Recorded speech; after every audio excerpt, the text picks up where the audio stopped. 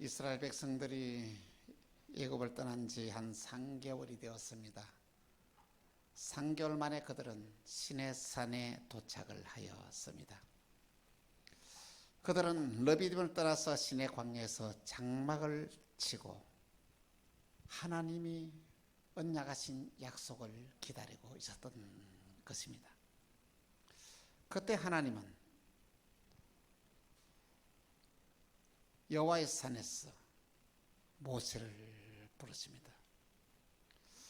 하나님은 모세에게 내가 어떻게 애굽 사람을 행하였은가, 어떻게 독수리의 날개로 너희를 업어 인도하였음을 너희가 보았느니라. 세계가 다 내게 속하였으니 너희가 내 말을 잘 듣고 내 언약을 지키면 너희가 내 소유가 되리라. 이렇게 말씀하십니다.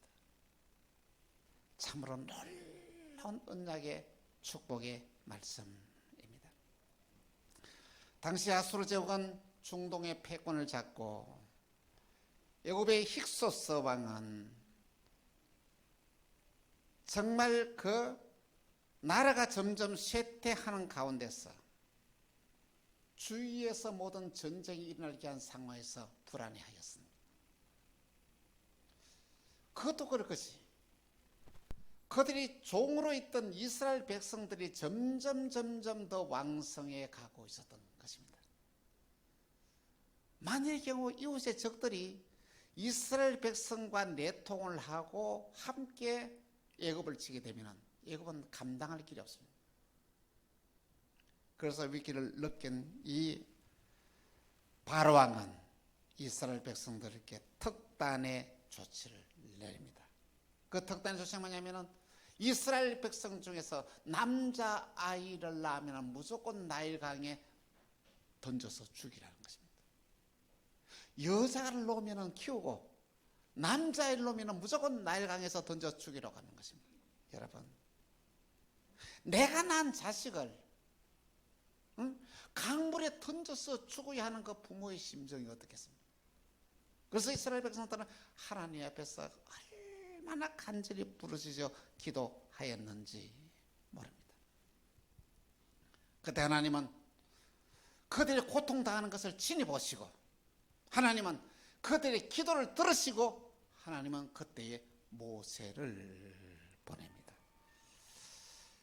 그렇습니다. 이 모세는 그곳에서 그 위기 때에 태어나게 되는데 하나님은 그를 그 모든 위기에서 그를 건지고 키웁니다. 그의 부모가 어쩔 수 없이 나일강에 이렇게 버리는데 그 나일강에서 떠내려오는 게 한 바구니를 누가 바로의 딸 공주가 그를 취하여 자기 아들로 삼는 놀라운 일이 일어납니다. 그리고 더더욱 놀라운 것은 그를 지켜보던 미리암이 쫓아가서 말합니다. 내가 유모를 소개하겠다고. 그래서 모세가 그 유모를 소개했는데 누가 됩니까? 그의 어머니 요게벳이 이 모세를 키우게 되었던 것입니다. 모세는 어릴 때부터 하나님의 말씀으로 믿음으로 그들은 바르게 성장하였습니다. 여러분, 어릴 때의 신앙의 교육이 얼마나 중요한가를 우리는 모세를 보면서 이렇게 느낄 수가 있습니다. 모세가 성장했습니다. 이제는 자기의 미래를 위해 어떤 결단할 귀한 시기가 되었던 것입니다. 그런데 모세는 놀라운 결단을 합니다. 히브리서 11장 24절에서 26절 보니 이렇게 말씀하고 있습니다. 같이 한번 통독하겠습니다. 시작. 믿음으로 모세는 장성하여 바로의 공주의 아들이라 칭함받기를 거절하고 도리어 하나님의 백성과 함께 고난받기를 잠시 죄악의 낙을 누리는 것보다 더 좋아하고 그리스도를 위하여 받는 수모를 애굽의 모든 보화보다 더 큰 재물로 여겼으니 이는 상 주심을 바라며. 할렐루야. 이 모세가 편안하고 안락하고 출세의 길을 선택하는 것이 아니라 하나님의 백성과 함께 고난받는 길을 이 모세가 선택을 했다는 것입니다. 모세는 이제는 하나님의 백성을 위하여 살기로 결단을 합니다. 그리고 그때 하나님이 모세에게 이렇게 말씀하시자 너는 애굽에 내려가서 내 백성 이스라엘을 구원하라 이렇게 말씀하십니다. 하나님의 명령을 받고 이 모세는 애굽으로 내려갑니다. 미디안에서. 그리고는 10가지의 재앙으로 바로 왕을 굴복시킵니다.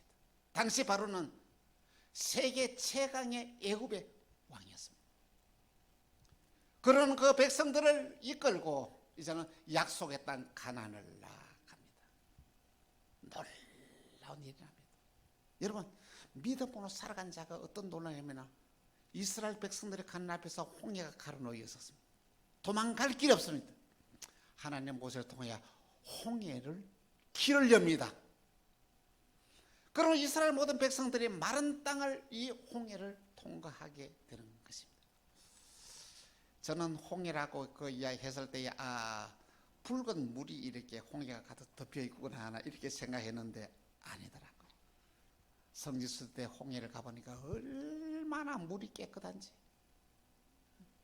그것이 뭐냐면 그 홍해란 말이 하면 그게 조개에서 나타나는 게 빛을 이렇게 나타나서 붉게 보인다고 해서 이것에 홍해라는 이름을 지었다는 것입니다. 뿐만 아닙니다. 이스라엘 백성들이 정말로 이제는 하면서 가지고 온 양식이 다 떨어져 버렸습니다. 여러분, 양식이 떨어진 경험을 해보신 적 있습니까? 응? 심각한 거예요. 저는 그런 때가 있었습니다. 그때 하나님은 그 수많은 백성들을 어떻게 먹여 살리겠습니까? 한 200만 명 정도 되는 이 수많은 이스라엘 백성들을 어떻게 살립니까? 하늘에서 만나를 내리기 위해서 이 백성들을 다 먹이십니다. 물이 떨어졌습니다. 물 하고 날려치니까 하나님 모세를 통하여 반석을 치니 물이 콸콸콸 나와서 그 백성들을 다 먹여 살립니다. 그것뿐 아닙니다. 그 대군들이 이 광야의 길, 사막길을 기는 동안에 얼마나 더워서 어떻게 하겠습니까? 낮에는 하나님께서는 구름을 쫙 덮어서 그들을 시원하게 하더니 밤에는 너무 춥거든요.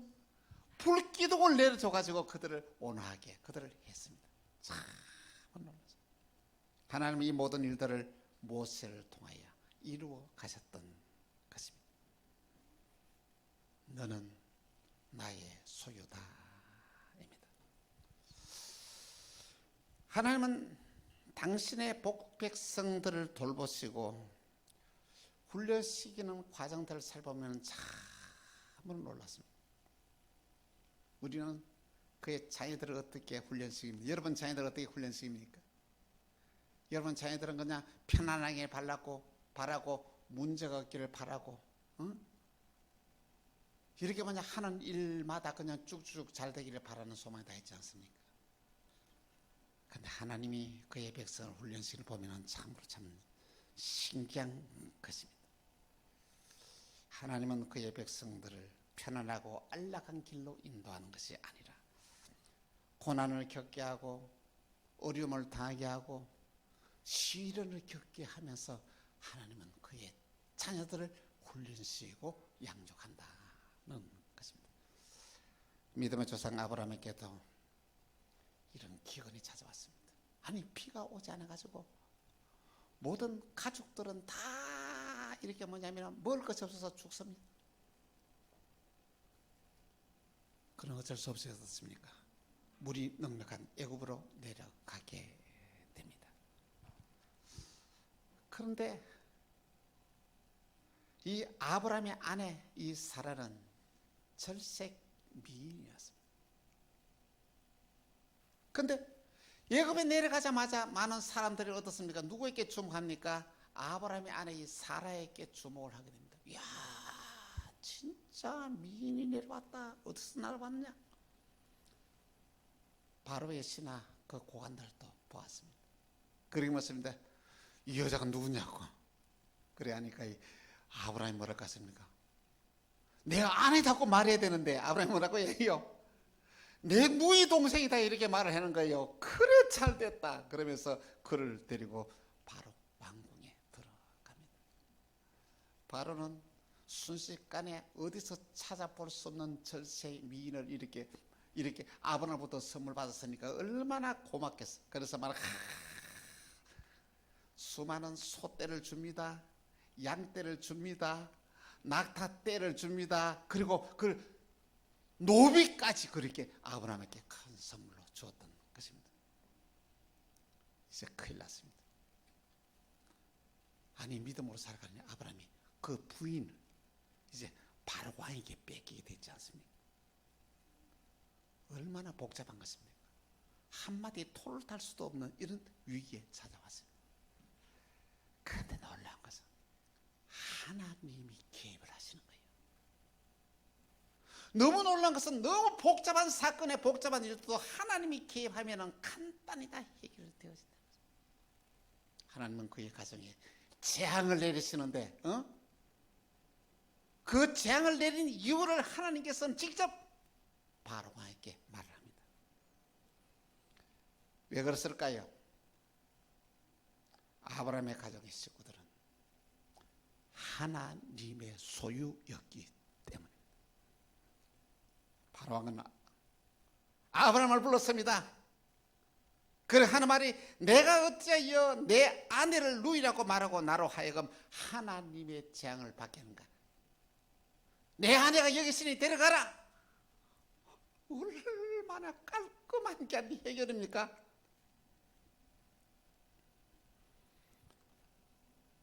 하나님의 백성이 세상을 살아가다가 위기를 당하면 이런 일이 납니다. 여러분이 상상도 할 수 없는 놀라운 일들도 말끔하게 이 모든 문제를 한 가지 한 가지 해결하신다는 말씀인 것입니다. 우리는 종종 이렇게 말할 때가 있습니다. 내가 왜 하나님을 그렇게 잘 섬기는데 우리 가정에 어려움을 당하나? 이런 질문한 적이 없습니까? 왜 하나님은 당신이 선택한 이스라엘 백성들을 430년 동안의 노예로 살게 하느냐? 왜 그들에게 고통을 주느냐? 이런 질문을 하게 됩니다. 또 왜 하나님은 그의 백성들 하여금 때로는 이런 창피하고도 부끄러운 수치스러운 일을 당하느냐? 이 말씀을 읽으면서 이런 생각을 해본 적이 없습니까? 왜 하나님은 그 약속을 이루어나가는 것에 적시 주지 않고 그렇게 오래 기다리게 해서 이 약속에 축복을 주느냐? 이런 질문을 우리가 종종 할 때가 있습니다. 그런데 놀라운 것은 하나님은 그때마다 위기 때마다 어려움을 당할 때마다 하나님께서 모든 대안을 다 마련해 놓았다는 것입니다. 하나님의 백성이 세상을 살아가면서 고통을 당하나 믿음으로 이기게 하십니다. 어려움을 당하나 그 어려움 때문에 오히려 더 큰 축복의 길이 예비되어 있습니다. 그리고 때로는 부끄러운 수치스러운 일을 당해서나 오히려 그 수치가 오히려 축복이 되는 놀라운 일들이 일어나게 되어 있다는 것이죠. 다 믿음으로 살아가는 것이 여러분 얼마나 우리가 큰 복인지 모릅니다. 아브라함을 보십시오. 그렇게 세상에 자기 부인을 가지고 위기 때마다 그 위기를 넘기기 위해서 바로왕에게 팔아넘긴 이런 수치스러운 이 아브라함에게 하나님은 어떻습니까? 엄청난 재산을 받아서 애굽에서 나오게 되는 이런 일이 일어나게 되었다는 것입니다. 그래서 시편 73편 28절에 이렇게 말씀하고 있습니다. 하나님께 가까이 함이 내게 복이라. 내가 주 여호와를 나의 피난처로 삼아 주의 모든 행적을 전파하리이다. 여러분 우리가 어떤 경우에 있든지 하나님을 가까이 하시길 바랍니다. 위기 가운데서도 우리가 하나님을 가까이 하는 길이 무엇입니까? 사람들이 예배 드리면 위험하다고 말합니다. 코로나19 때문에 여러분 예배를 드리지 못하도록 여러 가지 모양으로 방해를 합니다. 그런데 우리는 그것을 믿음으로 이겨나가야 됩니다. 그리고 우리가 진정으로 하나님을 사랑하게 되고 하나님의 은혜를 우리가 힘입으면 여러분이 당면하는 모든 위기가 기회가 되고 하나님의 언약에 놀라운 축복이 된다는 사실을 붙잡으시기를 간곡히 부탁을 드립니다. 오늘 본문은 하나님이 모세를 통하여 하나님의 백성이 어떻게 돌보시며 하나님의 백성을 어떻게 훈련하신지를 구체적으로 말씀을 하고 있습니다. 출애굽기 19장 4절에서 6절입니다. 우리 한 절씩 교독하도록 하겠습니다. 내가 애굽 사람에게 어떻게 행하였음과 내가 어떻게 독수리 날개로 너희를 업어 내게로 인도했음을 너희가 보았느니라.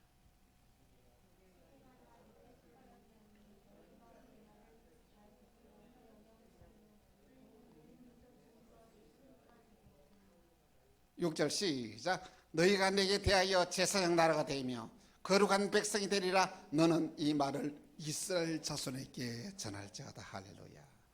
그렇습니다. 여러분, 우리는 꼭 기억하시기 바랍니다. 나는 하나님의 소유다. 한번 따라합시다. 나는 하나님의 소유다. 믿습니까? 오늘 저와 여러분이 하나님의 소유가 되었다는 것은 엄청난 귀한 진리가 그 속에 들어 있습니다. 이 소유라는 말은, 오늘 보면 소유라는 말은 히브리 말로 세굴라라고 이렇게 기록되는데, 이 말은 아주 귀하게 여기는, 내가 가장 귀하게 여기는 보물을 소유물이라 이렇게 표현했습니다. 하나님이 저를 어떻게 한다고요? 저와 여러분 어떻게 한다고요? 너무 귀하게 여기신다는 것이죠.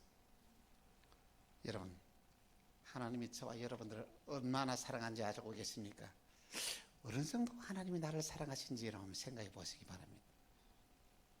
로마서 8장 32절에 이렇게 말씀하고 있습니다. 32절 같이 시작.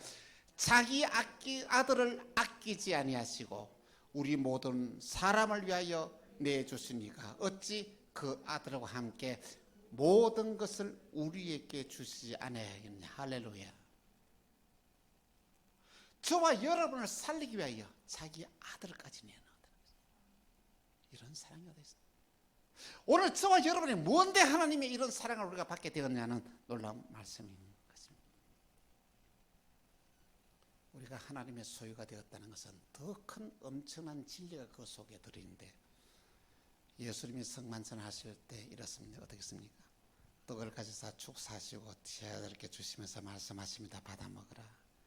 이는 내 몸이다 말씀하시고, 잔을 가져서 축사하시고 제자들에게 주시면서 이렇게 말씀하신다. 받아 마시라. 이것은 너희를 위하여 흘리는 새 언약의 피다 이렇게 말씀하셨습니다.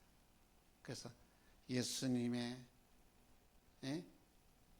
준 떡을 먹고 예수님이 주시는 잔을 마시면서 오늘 우리는 이 성만찬을 기념을 합니다. 이것은 뭡니까? 예수님의 몸이 우리 속에 들어오고 예수님의 피가 우리 속에 들어왔습니다. 그것은 무슨 말입니까? 예수님과 오늘 저와 여러분이 하나가 되었다는 것이죠. 한 몸이 되었다는 것이죠. 놀라운 기적입니다. 여러분, 자기 아들까지 아끼지 아니하고 우리에게 내어주신 그분이 우리에게, 하나님 우리를 위해서 뭘 더 아끼겠습니까? 하나님이 우리에게 준비한 이 축복은 어마어마한 놀라운 귀한 축복이라는 말씀인 것입니다. 우리는 하나님의 소유입니다. 나는 하나님의 소유입니다. 그래, 여러분 걱정할 필요 없습니다. 불안할 이유가 없습니다. 염려할 필요가 없습니다. 왜? 하나님이 책임을 지십니다. 할렐루야. 하나님이 우리 가정 책임집니다. 할렐루야. 하나님이 우리 교회를 책임집니다. 할렐루야. 하나님이 이 나라를 책임집니다. 불안할 거 아무것도 없다는 말씀인 것입니다. 또한 두 번째로 우리는 그의 제사장입니다. 예수님은 우리의 제사장이 되셨어. 우리의 모든 죄를 다 속량해 주었습니다. 속량했다는 말은 무슨 말이냐 하면요, 우리가 하나님 앞에서 진 빚을 예수님이 대신 다 갚아줬다는 것이죠. 여러분, 누가 하나님 앞에 지은 빚을, 하나님 앞에 지은 죄를 여러분들 해결할 수 있겠습니까? 아무도 없습니다. 주님께서 마지막 십자가에 달리시면서 뭐랬습니까? 다 이루었다 말씀하셨습니다. 이 말은 내가 너희를 위하여 너희가 하나님 앞에 지은 빚을 내가 다 갚았다는 것이죠. 놀라운 사건입니다. 그러시면서 하나님은 저와 여러분에게 뭐냐면 너희들은 왕 제사장이 되라 이렇게 말씀하고 있습니다. 제사장이 한 일이 뭡니까? 백성의 죄를 하나님 앞에 가지고 와서 속죄의 제물을 드리면서 그 백성의 죄를 용서받게 하는 것이 제사장의 직분인 것입니다. 오늘 저와 여러분 세상을 살아가는 사명은 뭡니까? 제사장의 사명입니다. 이 백성들이 잘못한 모든 죄를 가지고 하나님 앞에 가서 우리가 대신 회개해야 될 책임이 있습니다. 이 백성들에게 죄를 짓고 하나님 떠난 백성들에게 복음을 전하여 그 모든 죄를 용서받게 해야 될 귀한 우리에게 사명이 우리에게 있다는 말씀입니다. 하나님은 저와 여러분께 너무 귀중한 이 직분을 우리에게 주셨다는 말씀인 것입니다. 그렇습니다. 우리는 이 놀라운 복음을 받았습니다. 정말로 이 모든 백성의 죄까지도 우리가 하나님 앞에 나와서 회개하고 그들에게 복음을 전해야 그들의 모든 죄를 사함받게 하는 귀한 사명이 오늘 저와 여러분에게 있다는 것입니다. 세 번째로 우리는 거룩한 백성입니다. 거룩한 백성이란 구별되었다는 것입니다. 하나님께서 여러 사람들 가운데서 특별하게 여러분과 저를 이렇게 뽑아놨다는 것이죠. 구별된 하나님의 백성이 구별되지 않은 세상 사람들과 같은 가치관으로 살아갈 수는 없는 것이죠. 그리스도는 세상 사람들과 다른 가치관을 가지고 살아가야 한다는 말씀인 것입니다. 여러분 세상을 어떻게 살아갑니까? 다른 세상 사람들과 같은 똑같은 가치관으로 살아가서는 안 된다는 것입니다. 제가 먼저 여러분이 세상을 살아가면서 종의 의식에서 벗어나 주인 의식으로 살라고 이렇게 저는 말씀을 드리고 싶습니다. 종은 주체 의식이 없습니다. 주인의 눈치만 보면서 일을 합니다. 주인 안 보면 일을 안 해요. 종의 의식을 깨뜨린 대표적인 사람이 있습니다. 그 사람이 요셉입니다. 요셉은 자기 형제들에게 붙잡혀서 종으로 팔려갔습니다. 그는 다른 종들하고 같이 살지 않았습니다. 그는 주인의식을 가지고 살았습니다. 그랬더니 하나님이 그를 종에서 불러내어서 어떻습니까? 그 가정 총무가 되게 하고 하나님 그를 또 불러내어서 예굽의 총리가 되게 하였다는 것이죠. 놀라운 일 아닙니까?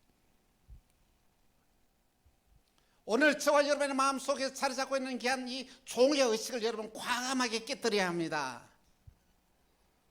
직장 생활하면서 월급을 받을 목적으로 일을 하는 것이 아니라 그렇다면 내 아직도 종의 의식에 사로잡힌 것입니다. 직장 생활하면서 그 일이 내일인 것처럼 생각해야 되는 거예요. 내일인 것처럼 생각해야 돼요. 그러면 어떤 일이 생기지 않습니까? 힘들지 않아요. 내일 하는데 힘듭니까? 내 하는 직장이 잘 되면 너무 기쁩니다. 왜? 내 것이기 때문에. 그렇게 살아가는 하나님은 반드시 주인이 되게 하는 축복을 허락해 주신다는 말씀인 것입니다. 과감하게 종의 의식을 벗어나서 주인의식으로 살아가는 귀한 이 은혜가 오늘 우리 모두에게 간곡히 부탁을 드립니다. 또한 두 번째로 거룩한 삶이란 희생하며 헌신하는 삶을 살아가는 것입니다. 세상을 살아가면서 가장 아름다운 일이 무엇입니까? 지 욕심만 챙기고 자기만 위해서 살아가는 사람 같으면 감동받습니까? 아닙니다. 있는 것을 내어놓고 힘든 일은 스스로 찾아서 하고 자기가 먼저 이 모든 것들을 수고하고 헌신한 그 사람을 사람들은 귀하게 봅니다. 이런 사람을 보면서 사람들은 감동을 받습니다. 예수님이 그렇게 사셨습니다. 마태복음 20장 28절에 이렇게 말씀하고 있습니다. 같이 시작. 인자가 온 것은 섬김을 받으려 함이 아니라 도리어 섬기려 하고 자기 목숨을 많은 사람의 대속물로 주려 함이라. 할렐루야. 남을 지배하는 삶보다는 섬기는 삶이 더 행복합니다. 오늘 저와 여러분이 세상을 살아가면서 어디서 못 살았는지 간에 하나님 나라에 대한 가치관으로 정직하게 살고 올바른 가치관을 가지고 사람을 감동시키는 삶을 살아가는 것이 바로 오늘 저와 여러분이 세상을 살아 거룩하게 살아가는 삶의 모범이라는 것이죠. 그리고 거룩한 삶은 죄를 멀리하는 삶을 말합니다. 죄를 멀리한다는 것은 남에게 어떤 피해도 끼치지 않으면서 세상을 살아간다는 것이죠. 여러분, 남에게 피해를 주며 살아서는 안 됩니다. 남을 도와주며 살아야 됩니다. 남에게 유익한 준 삶을 살아가는 것이 바로 이 거룩한 삶이라는 말씀인 것입니다. 거룩한 삶을 하나님은 가장 기뻐하십니다. 이 거룩한 삶을 살면서 하나님을 기쁘게 한 사람이 있었는데 그 사람이 에녹입니다. 히브리서 11장 5절에 보니 이렇게 말씀합니다. 같이 시작. 믿음으로 에녹은 죽음을 보지 않고 옮겨졌으니 하나님의 그를 옮기심으로 다시 보이지 아니하니라. 그가 옮겨지기 전에 하나님을 기쁘게 하는 자라 하는 증거를 받은. 할렐루야. 어디 살아요? 하나님이 기뻐하는 일만 하면서 살아요. 이 거룩한 삶입니다. 사랑하는 성도 여러분, 오늘 이 시대의 사람들은 하나님을 찾지 아니하고 자기 생각대로 자기 방법대로 세상을 살아갑니다. 그게 참 좋은 것 같죠? 올바른 것 같죠? 그 자체가 죄에 가능한 삶이다. 타락한 인생의 본성대로 내 생각과 내 방법대로 살아가는 것이 다 옳은 일이고 정의롭고 생각하지만 가만히 보면요, 그 자체가 얼마나 허황된 삶이고 얼마나 거짓된 삶인지 모릅니다. 우리는 정말 이 위기의 시대에 살아가고 있습니다. 코로나19의 질병은 끝이 보이지 않습니다. 여러분 보도를 통해서 뭘 느낍니까? 아니, 백신 접종을 맞아도 또 걸린다고 이야기 듣지 않습니까?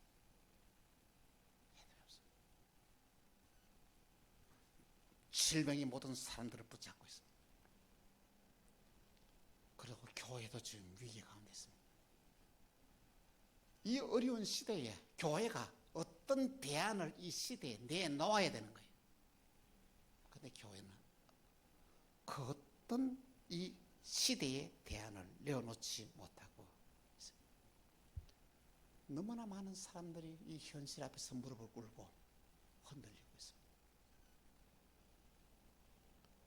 하나님을 멀리하는 삶이 파멸의 삶입니다. 저주의 삶. 이 모든 문제를 해결하는 길이 어디 있습니까? 하나님께 돌아오는 길입니다. 예수 믿지 않은 사람이 하나님께 돌아오는 것이 아니라 믿음으로 살아가는 저와 여러분들이 하나님께 바로 돌아오면 이 모든 문제가 다 해결될 줄 저는 믿습니다. 이 문제의 대안은 믿음으로 살아가는 저와 여러분들이 하나님 앞에서 바로 돌아오는 길이라는 말씀인 것입니다. 불안해하지 마십시오. 두려워하지 마십시오. 걱정하지 마십시오. 하나님은 이 모든 대안을 우리에게 다 주었습니다. 성전에 기도하기 위해서 올라가던 이 베드로와 요한에게 그를 이렇게 붙잡는 사람이 있어 누구십니까? 안전병이었습니다. 좀 도와달라고 구합니다. 그때 베드로는 말합니다. 은과 금은 내게 없거니와 내게 있는 것으로 내게 주노니 곧 나사렛 예수의 이름으로 걸으라. 그랬더니 한 번도 일어서 보지 못한 이 안전병이가 벌떡 일어나서 걷기도 하고도 뛰기도 하면서 하나님을 찬양했다고 이렇게 기록했어요. 그랬더니 얼마나 주위의 사람들이 막 모여들었으면, 야, 이 사람 이건 보통 사람이 아니다, 신이다. 이 사람 붙잡고 우리가 원래 제사 드려야 되겠다. 이랬을 때, 여러분, 왜 우리를 주목하느냐? 우리의 능력과 우리의 이성과 우리의 모든 그 도덕적인 힘으로 이 사람을 일으킨 것이 아니라 너희가 십자가에 못 박아 죽인 나사렛 예수의 이름이 이 사람을 일으킨다. 예수 그리스도의 이름이 이 사람의 운명을 바꾸어 놓았다는 것이다. 여러분, 하나님은 저와 여러분에게 그 이름을 사용할 수 있는 권세를 오늘 우리에게 주었다는 것입니다. 이 이름은 모든 문제를 해결합니다. 이 이름의 권세는 모든 문제를 해결합니다. 이 이름의 권세는 운명을 바꾸어 놓습니다. 우리는 여러분과 저의 운명을 바꿀 수가 있습니다. 우리 가정의 운명을 바꿀 수 있습니다. 이 나라의 운명을 우리가 바꿀 수가 있습니다. 이 위대한 이 역사가 우리에게 일어난다는 것입니다. 그렇습니다. 예수 그리스도의 십자가는 악을 선으로, 미움을 사랑으로, 폭력을 평화로, 정오를 용서로 바꿉니다. 십자가는 하나님과의 관계를 회복합니다. 십자가에 보면 내 이웃과의 관계를 회복합니다. 하나님과의 관계가 회복되어지고 내 이웃과의 관계가 회복되는 게 한 삶이 최고의 삶이 되는 것입니다. 여러분, 하나님 우리를 책임집니다. 우리 하나님과 한 가족이 되었습니다. 하나님 우리의 앞길을 인도하십니다. 우리는 모두 하나님의 소유된 백성으로 이 위대한 삶을 살아가는 저와 여러분이 다 되시기를 주 예수의 이름으로 축원합니다. 기도하겠습니다. 오 하나님 아버지, 너희는 내 소유다. 이 엄청난 축복의 말씀을 우리에게 주시니 감사합니다. 성령 하나님 우리를 도우시사 하나님의 소유로, 하나님의 자녀로, 하나님의 백성으로 우리가 정말 빛을 드러내는 아름다운 삶, 축복의 삶, 복된 삶을 살게 하여 주옵소서. 주 예수 그리스도 이름으로 기도합니다. 아멘.